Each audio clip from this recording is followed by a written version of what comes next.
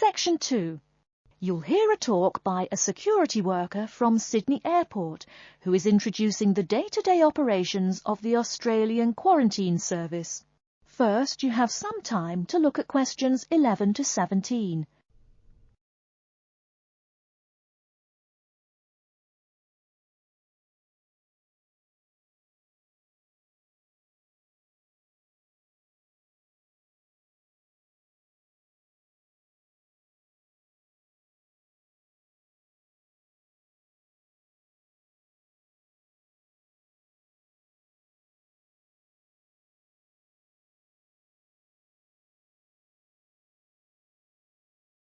Now, listen carefully and answer questions 11 to 17.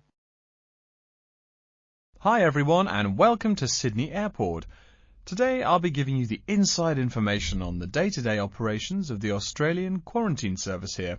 We hope to provide you with a better understanding of why such heavy security regulations are necessary by educating you on how we operate and why we do the things we do. We're not here to try to persuade you to fly through Sydney Airport, though we hope you'll find your experience relatively stress-free and comfortable. First things first, our personnel. Can anyone guess how many people work at Sydney Airport? We have 200 alone working in Terminal 2. So can you guess how many in the whole airport? I heard someone say 360. That's getting closer. What? Did someone say 2,000? That's way too high. Sydney Airport actually employs 440 people. A lot, right? And about half of those employees work in security-related matters. Moving on to our not-so-human employees, let's come and see our favourite pooch, Milton. Milton is our best drug-sniffing dog on the force. He's friendly to most people. You can even come pet him at the end of our tour. Burnouts, beware though. He'll find everything. Notice that even though there are so many of us around him, Milton stays quite calm. This is the precise reason he was chosen for the job. Dogs that are chosen are not predisposed to sniff out different narcotics. That's something we teach them already. So here's a part of the airport most people never notice, the cargo transport terminal. This is where packages are shipped to and from. Normally, we ship around 4,400 packages per month. In this airport alone, over 52,000 packages were shipped in and out over the past year. We ship to and from 170 different countries. Not bad, eh? Probably it will go up to over 72,000 packages this year. And despite over 100 flights in and out of here daily, the number of lost or delayed packages is impressively low. If you send your package through here, rest assured we'll get it where it's going. Let's move on to the area most of us are familiar with, the passenger terminals. In order to be allowed into this area, you must pass through security with your ticket and, if you're travelling internationally, your passport. If you're travelling domestically, you just need a legal form of ID.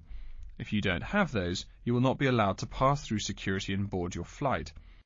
During the security scan, your carry-on items will be checked for dangerous items such as weapons, sharp objects, and liquids that exceed our specified limit. If you attempt to pass any of the prohibited items on this list posted at the entrance, you are still allowed to board the plane, but you'll be given a warning and your item will be confiscated. Don't worry, we will not arrest you for having too much shampoo in your bag or anything like that. We also search your carry-ons and parcels for any perishable items. We prohibit the transportation of local vegetation and prohibit parcels containing any insects in them. You may or may not have learnt about this in biology class, but when some plants are introduced to a new environment, they spread wildly and wipe out the current species around it. It is important to control the introduction of new plants into an ecosystem, so we must prohibit the transport of any fertile seeds. So what happens to parcels containing possibly suspicious items? It's of course something we do not take lightly here. If an object passes through the scanner that appears suspicious in any way, it is separated out for manual search by a member of our trained security personnel.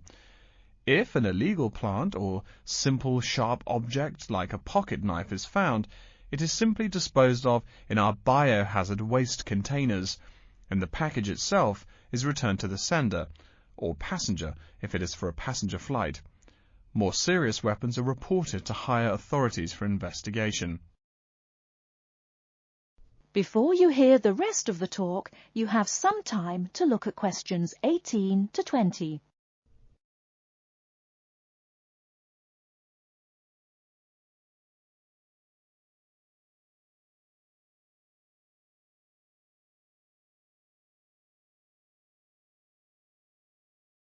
Now listen and answer questions 18 to 20. As far as parcel security, the material of the parcel is important. For shipped goods, the most common material used and the most widely accepted is paper. Make sure it is packed sturdy enough with no rips or tears. We've definitely had packages rip open before due to haphazard packing. A more common problem, though, is the package labels. When an item does not make it to the right place, this is the most common reason. The label may not be in the right place or marked clearly enough. If you're receiving any items from abroad that must be declared, please remember our guidelines in order to ensure the timely delivery of your item. Make sure it is packed correctly, and we ask that you notify customs between 2 and 10 days within the item's scheduled arrival date. OK, before we move on, are there any questions? That is the end of section 2. You now have half a minute to check your answers.